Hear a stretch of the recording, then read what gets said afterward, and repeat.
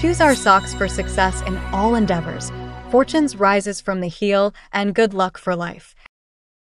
Good morning. Today is Friday, January 10, 2025. Today in history, on this day 54 years ago, French fashion designer Gabrielle Chanel, founder of Chanel, passed away.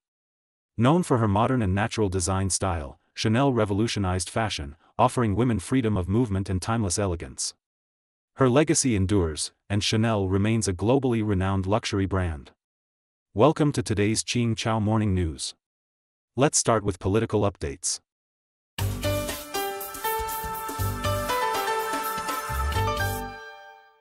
Poland assumes EU Council presidency.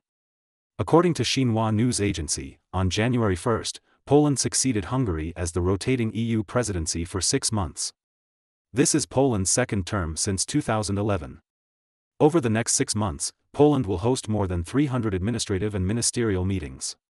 Polish Prime Minister Tusk stated on December 3, 2023, during a meeting with EU Council Secretary-General Blanchett, that the presidency will be challenging, with the EU possibly facing breakthroughs related to war or peace.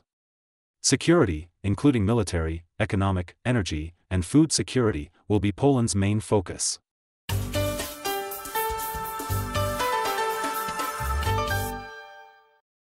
Leaked Russian plan, attack Japan's Korea if war with NATO. Comprehensive news from Moscow. Recently, leaked confidential Russian documents reveal that in the event of war with NATO, Russia plans to attack civilian and military facilities in Japan and South Korea. The plan lists 160 potential targets, including NATO centers, regional headquarters, radar facilities, air force bases, and naval installations. Civilian infrastructure such as roads, bridges, and rail tunnels are also targeted. The objective is to disrupt the concentration of forces in the operational area to protect Russia's eastern flank during a broader conflict. These documents, drawn from 29 Russian military files, primarily cover training for potential conflicts on the Eastern Front between 2008 and 2014. Reports indicate that the plans remain relevant to Russia's current strategy, with both Russia and NATO openly discussing the possibility of war.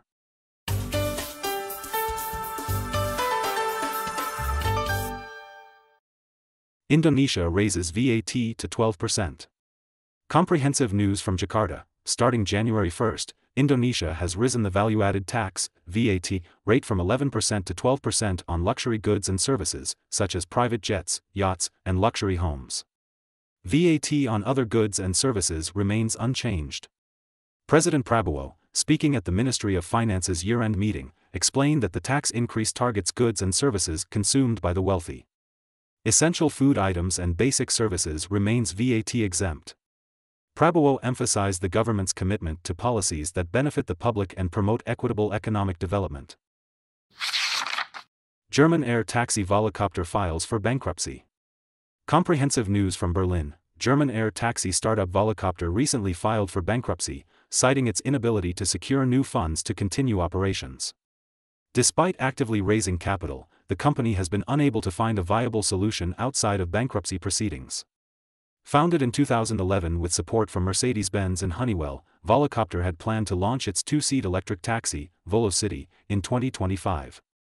The company also intended to introduce the VoloCity in Singapore in 2024, but this plan was indefinitely shelved due to the lack of a partner to share the costs.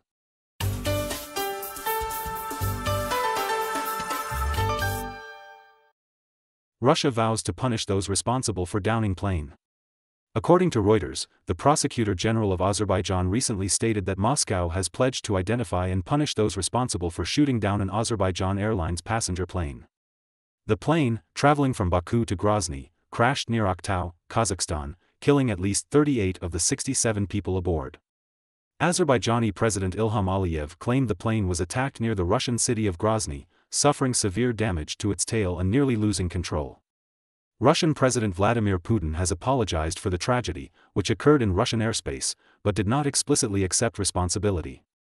He assured that measures are being taken to identify and hold the perpetrators accountable. U.S. bird flu patient shows virus mutation.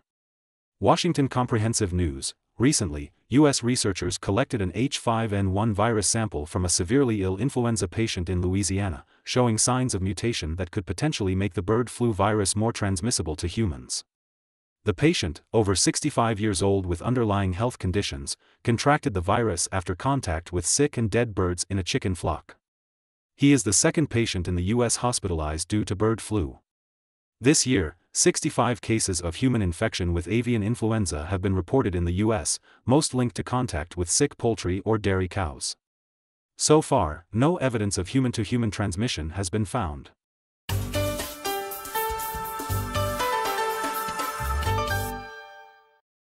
Intangible, Jin Hui Dui, featured at Singapore Cultural Festival.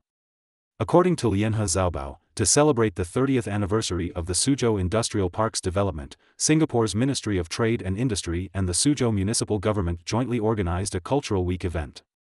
The event featured food, intangible cultural heritage, games, performances, and more, offering visitors a chance to experience Singapore's unique customs.